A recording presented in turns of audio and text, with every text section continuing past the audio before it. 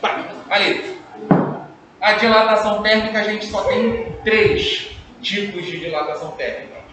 Linear, quando é um comprimento que varia, pode ser um fio, pode ser uma barra de algum material, tá? Pode ser como, por exemplo, o trilho de um trem.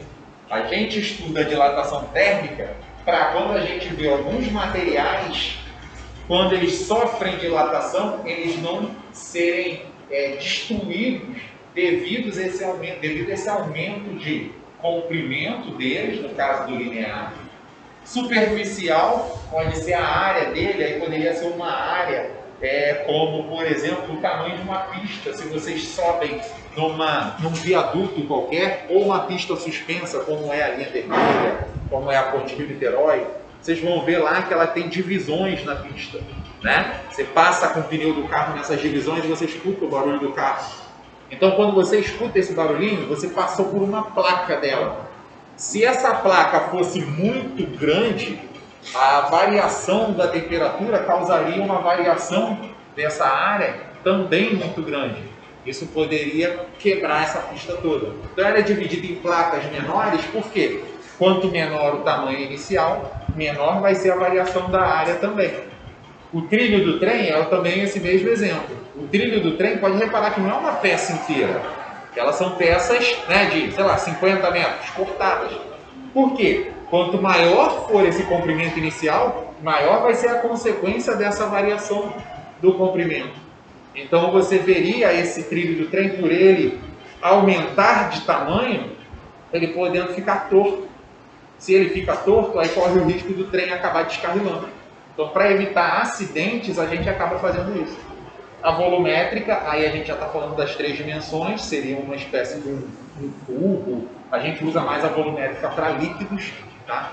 E aí a gente vai ver que todas as 3 são parecidas, todas elas, a variação linear, a variação superficial e a variação volumétrica, dependem do tamanho inicial, tá? Elas dependem, aqui eu tenho coeficientes que a gente chama de coeficiente de dilatação linear, superficial ou volumétrico. Esses coeficientes são características próprias do material que está sofrendo a dilatação. Então a água tem um coeficiente de dilatação, o ferro tem outro coeficiente de dilatação, tá? O óleo tem outro coeficiente de dilatação, cada substância tem o seu. E essa daí é uma informação que vai ser dada para vocês.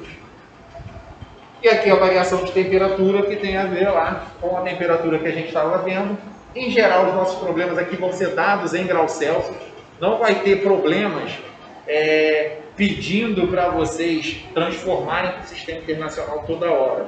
É mais comum a gente usar até aqui a nossa escala de medida mais comum para a gente, né? O grau Celsius. Então é uma facilidade para a gente aqui, tá? Por que a maioria, não são todos, mas por que a maioria das substâncias sofrem essa dilatação térmica? Quando você aquece uma substância, pensa lá nos átomozinhos dele, né? Quando você aquece, ele começa a agitar.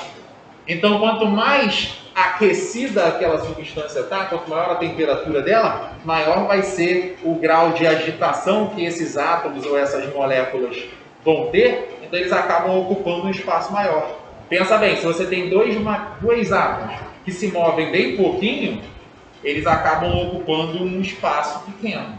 Se você tem 2 átomos que se movem muito, eles acabam ocupando um espaço maior. Quanto mais eles se moverem, maior vai ser o espaço que eles vão ocupar dentro da estrutura da matéria. Então, quanto maior for o grau de agitação dessas moléculas, maior a temperatura, maior vai acabar sendo a dilatação térmica que a gente vai ter. Então a gente vai ver isso acontecendo em o aquecimento de um trilho de um trem. Os trilhos aumentam de tamanho, eles vão aumentar de tamanho dependendo também do formato que eles têm, né? Se você tem uma estrutura tipo um trilho do trem, a maior dilatação que você vai reparar nele é o comprimento. É igual um fio. Se você aquece um fio, esse fio ele vai aumentar o comprimento dele. O aumento das outras dimensões, na largura, na espessura desse fio, vai ser praticamente desprezível. Tá? Do mesmo jeito, a dilatação que acontece aqui na superfície. Se você pega, por exemplo, uma superfície como essa apostila, você vai ter um aquecimento daqui, aumentando essa apostila em todas as dimensões dela. Mas onde a gente vai perceber mais? Na largura e na altura dela. A espessura dela, que é bem fininha, não vai ser muito percebida ali uma dilatação significativa. Então a gente acaba desprezando ela, considera só aqui a superficial. Aí eu vou sempre lembrar para vocês isso, tá? As questões aqui na superficial vão cobrar de vocês um conhecimento naquele estudo de áreas de figuras geométricas. Área do quadrado, área do retângulo, área do triângulo, tá? Área do círculo. São as mais comuns. Não vai inventar área bizarra para vocês, no máximo aqui um trapézio.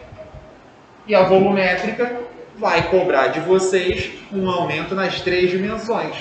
Então ele vai cobrar de vocês um conhecimento no volume, tá? Volume de um cubo, o volume de um paralelepípedo, no máximo o volume de uma esfera, tá? Aquela história que vocês estudam lá em Matemática 2 de volume de um cone, isso daí não vai ser cobrado de vocês. Vai ser cobrado só os modelinhos mais simples possíveis, tá? Essa matéria, ela não quer cobrar de vocês um conteúdo, uma sabedoria muito grande em áreas específicas ou em volumes específicos. Ela quer saber se você consegue entender a dilatação que está sofrendo uma determinada área ou determinado volume que você conhece, tá? Não vai ser nada de uma área ou um volume muito complexo para atrapalhar a gente, certo? Vamos fazer exercício isso aí.